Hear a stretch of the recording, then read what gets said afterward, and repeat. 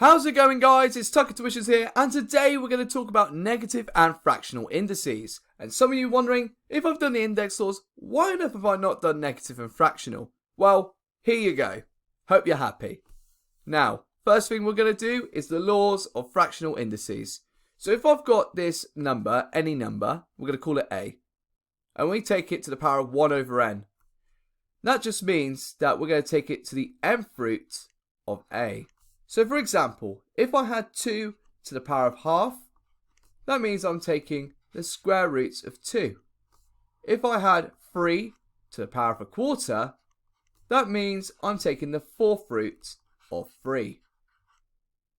But if I'm multiplying this one by an m, and m could be any number, then that means that I still do the same as what I've done at the top. So I take the nth root of A, but then I take it to the power of m. For example, if I had 125 to the 2 over 3, that means that I would have to find the cube root of 125 first. And if I put that in brackets, I then have to square it. The cube root of 125 is 5, so I have to square 5. That gives me 25. So I'm going to show you more of these examples in the next following slides. So we've got first example, 16 to the half.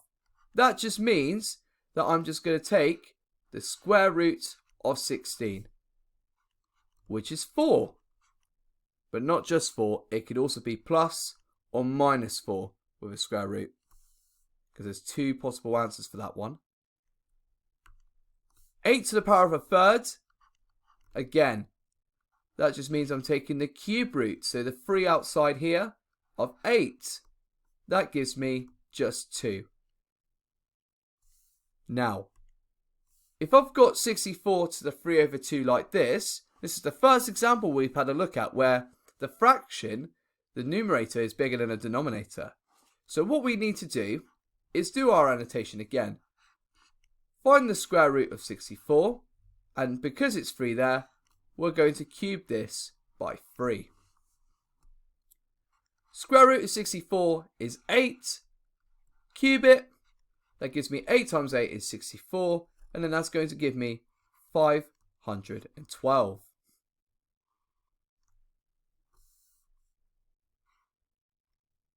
Now this time, if I have a look at negative indices, I've got a to the power of minus 1. That just means I write this 1 over a.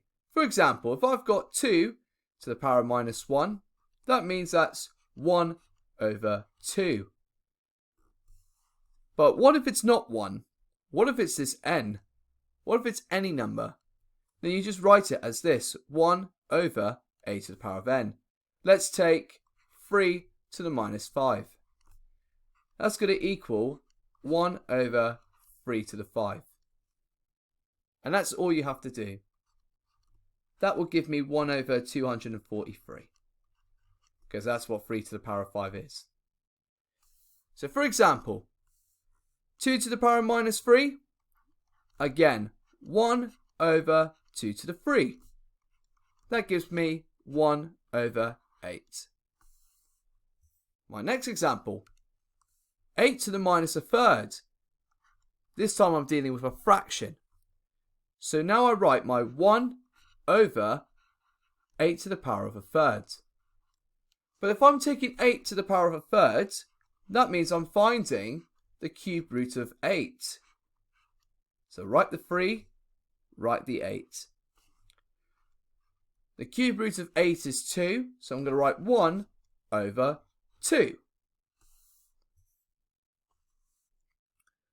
Now what if I deal with a top-heavy fraction instead? 36 to the minus 3 over 2. That just means that I'm just going to write 1 over 36 to the power of 3 over 2. And I deal with the minus first. I always deal with the minus first. Now I deal with the fraction. So I deal with the 2. I'm going to square root the 36 and then cube it all next.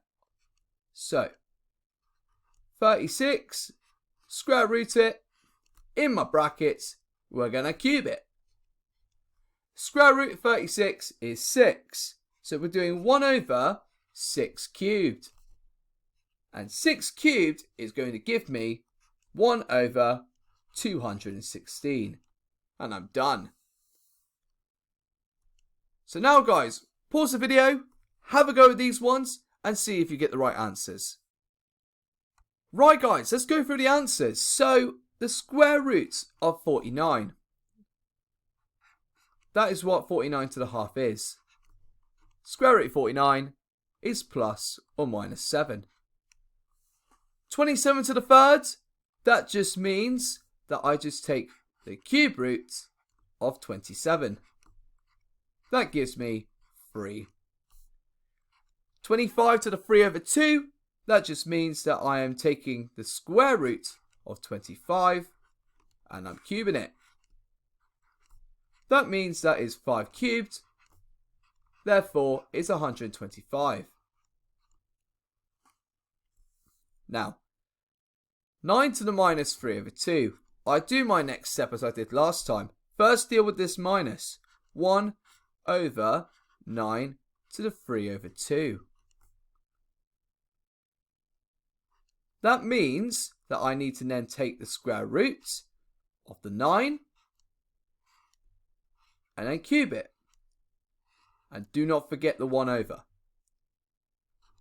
The cube root of 9 is 3. And I cube the 3. Which means I get 1 over 27. And there I'm done. So many thanks for watching guys. Please leave a comment and a like.